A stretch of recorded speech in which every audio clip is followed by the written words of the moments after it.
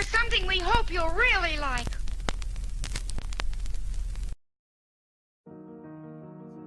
It Works by R.H. Jarrett, the famous little red book that makes your dreams come true. A clear, definite, common-sense plan of accomplishment. All who joy would win must share it. Happiness was born a twin. Lord Byron. Send It Works to your friends. The author sent the manuscript of this book for criticism to a friend who returned it with the notation, "It works." This judgment born of experience was adopted as the title of the book. A concise, definite, resultful plan with rules, explanations, and suggestions for bettering your condition in life. If you know what you want, you can have it. The man who wrote this book is highly successful and widely known for his generosity and helpful spirit. He gives full credit for all that he has accomplished in mastering circumstances, accumulating wealth, and winning friends to the silent working out of the simple, powerful truth which he tells of in his work. He shows you here an easy, open road to a larger, happier life. Knowing that the greatest good comes from helping others without expecting praise, the author of this work has requested that his name be omitted. What is the real secret of attaining desirable possessions? Are some people born under a lucky star, or other charm which enables them to have all that which seems so desirable? And if not, what is the cause of the difference in conditions under which men live? Many years ago, feeling that there must be a logical answer to this question, I decided to find out, if possible, what it was. I found the answer to my own satisfaction, and for years have given the information to others who have used it successfully. From a scientific, psychological, or theological viewpoint, some of the following statements may be interpreted as incorrect, but nevertheless, the plan has brought the results desired to those who have followed the simple instructions, and it is my sincere belief that I am now presenting it in a way which will bring happiness and possessions to many more. If wishes were horses, beggars would ride, is the attitude taken by the average man and woman in regard to possessions. They are not aware of a power so near that it is overlooked, so simple in operation that it is difficult to conceive, and so sure in results that it is not made use of consciously or recognized as the cause of failure of success. "Gee, I wish that were mine," is the outburst of Jimmy, the office boy, as the new red roadster goes by. And Florence, the telephone operator, expresses the same thought regarding a ring in the jeweler's window, while poor old Jones, the bookkeeper, during the Sunday stroll replies to his wife, "Yes, dear, it would be nice to have a home like that, but it is out of the question. We will have to continue to rent." Landum, the salesman, protests that he does all the work, gets the short end of the money, and will someday quit his job and find a real one. And President Bondum, in his private sanctum, voices a bitter tirade against the annual attack of hay fever. At home, it is much the same. Last evening, father declared that daughter Mabel was headed straight for disaster. And today, mother's allowance problem and other trying affairs fade into insignificance as she exclaims, "This is the last straw. Robert's schoolteacher wants to see me this afternoon. His reports are terrible, I know. But I'm late for bridge now. She'll have to wait until tomorrow." So goes the endless stream of expressions like these from millions of people in all classes who give no thought to what they really want, and who are getting all they are entitled to or expect. If you're one of these millions of thoughtless talkers or wishers and would like a decided change from your present condition, you can have it. But first of all, you must know what you want. And this is no easy task. When you can train your objective mind, the mind you use every day to decide definitely upon the things or conditions you desire, you will have taken your first big step in accomplishing or securing what you know you want. To get what you want is no more mysterious or uncertain than the radio waves all around you. Tune in correctly and you get a perfect result. But to do this, it is, of course, necessary to know something of your equipment and have a plan of operation. You have within you a mighty power, anxious and willing to serve you, a power capable of giving you that which you earnestly desire.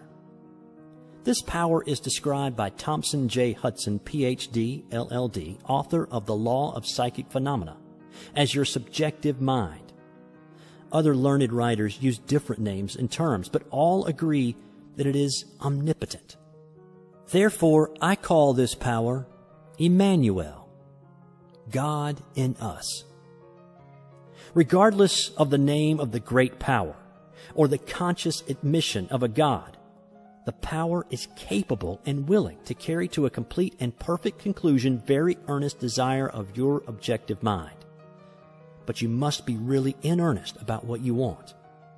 Occasional wishing or half-hearted wanting does not form a perfect connection or communication with your omnipotent power. You must be in earnest, sincerely and truthfully desiring certain conditions or things, mental, physical, or spiritual. Your objective mind and will are so vacillating that you usually only wish for things, and the wonderful, capable power within you does not function. Most wishes are simply vocal expressions.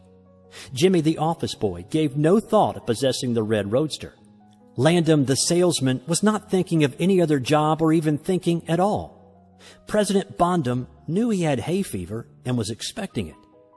Father's business was quite successful, and Mother, no doubt, brought home first prize from the bridge party that day. But they had no fixed idea of what they really wanted their children to accomplish, and were actually helping to bring about the unhappy conditions which existed. If you are in earnest about changing your present condition, here is a concise, definite, resultful plan with rules, explanations, and suggestions. The plan. Write down on paper in order of their importance the things and conditions you really want. Do not be afraid of wanting too much. Go the limit in writing down your wants. Change the list daily, adding to or taking from it, until you have it about right. Do not be discouraged on account of changes, as this is natural. There will always be changes and additions with accomplishments and increasing desires. 3 positive rules of accomplishment. 1. Read the list of what you want 3 times each day, morning, noon, and night. 2. Think of what you want as often as possible. 3. Do not talk to anyone about your plan except to the great power within you, which will unfold to your objective mind the method of accomplishment. It is obvious that you cannot acquire faith at the start.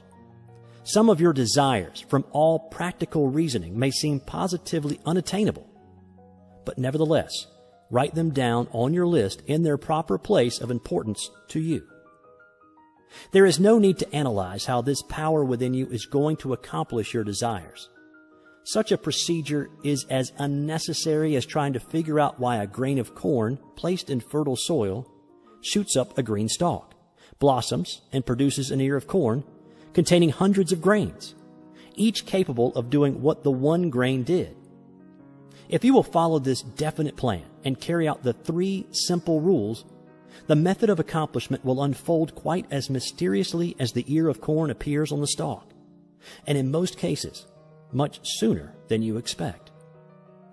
When new desires, deserving position at or about the top of your list come to you, then you may rest assured you are progressing correctly.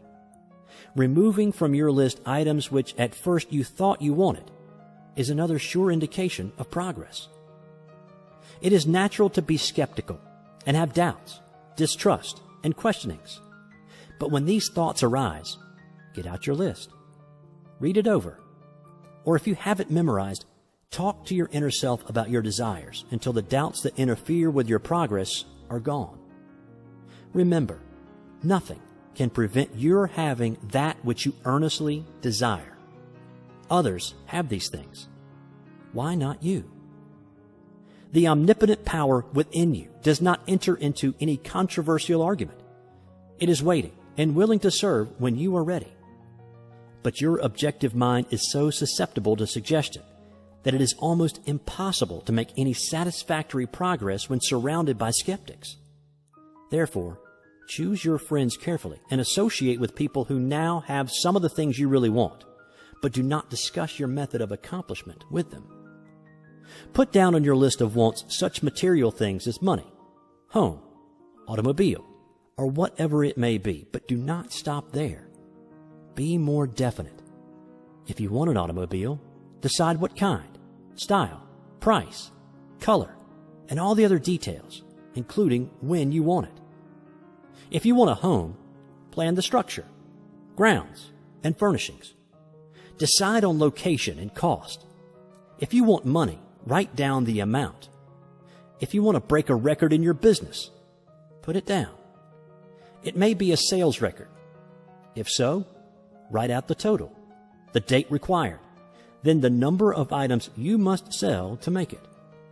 Also list your prospects and put after each name the sum expected. This may seem very foolish at first, but you can never realize your desires if you do not know positively and in detail what you want and when you want it. If you cannot decide this, you are not in earnest. You must be definite, and when you are, results will be surprising and almost unbelievable. A natural and ancient enemy will no doubt appear when you get your first taste of accomplishment. This enemy is discredit, in form of such thoughts as, it can't be possible. It just happened to be. What a remarkable coincidence. When such thoughts occur, give thanks and assert credit to your omnipotent power for the accomplishment. By doing this, you gain assurance and more accomplishment, and in time, prove to yourself that there is a law which actually works at all times when you are in tune with it. Sincere and earnest thanks cannot be given without gratitude, and it is impossible to be thankful and grateful without being happy. Therefore, when you are thanking your greatest and best friend, your omnipotent power, for the gifts received, do so with all your soul, and let it be reflected in your face. The power and what it does is beyond understanding. Do not try to understand it, but accept the accomplishment with thankfulness, happiness, and strengthened faith. Caution.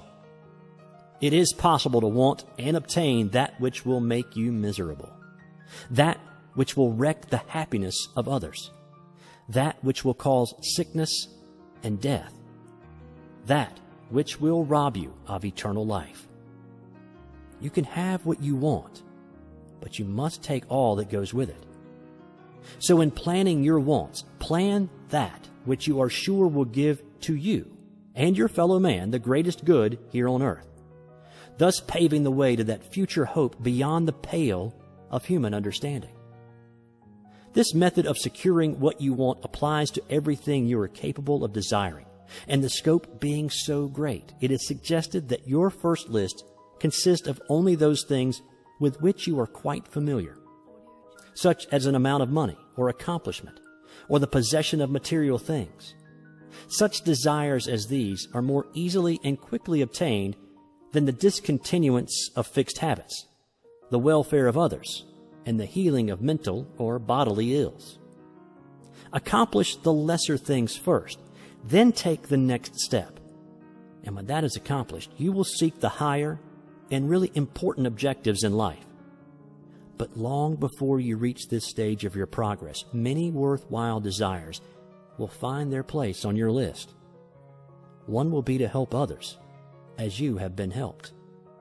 Great is the reward to those who help and give without thought of self, as it is impossible to be unselfish without gain. In conclusion, a short while ago, Dr. Emile Coué came to this country and showed thousands of people how to heal themselves.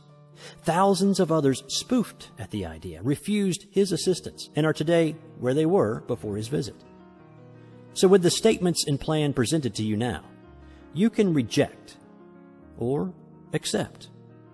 You can remain as you are or have anything you want. The choice is yours. But God grant that you may find in this short volume the inspiration to choose aright. Follow the plan and thereby obtain, as so many others have, all things, whatever they may be, that you desire. Read the entire book over again and again and then again. Memorize the 3 simple rules. Test them now on what you want most this minute. This book could have extended easily over 350 pages, but it has been deliberately shortened to make it as easy as possible for you to read, understand, and use. Will you try it? Thousands of bettered lives will testify to the fact that it works. A letter to you from the author. Dear reader, the great possessions of life are all gifts mysteriously bestowed. Sight, hearing, aspiration, love, or life itself. The same is true of ideas. The richest of them are given to us, as for instance the powerful idea which this book has given you. What are you going to do with it? Are you surprised when I tell you the most profitable thing you can do is to give it away? You can do this in an easy and practical way by having this book sent to those you know who need it. In this way, you can help in the distribution of this worthwhile effort to make the lives of others better and happier. You know people who are standing still or who are worried and discouraged. This is your chance to help them help themselves. If you withhold this book from them, you will lose the conscious satisfaction that comes from doing good. If you see that they get this book, then you put yourself in line with the law of life, which says, you get by giving. And you may rightly expect prosperity and achievement. At the very least, you will have the inner sense of having done a good deed with no hope of being openly thanked, and your reward will come secretly in added power and larger life. The author.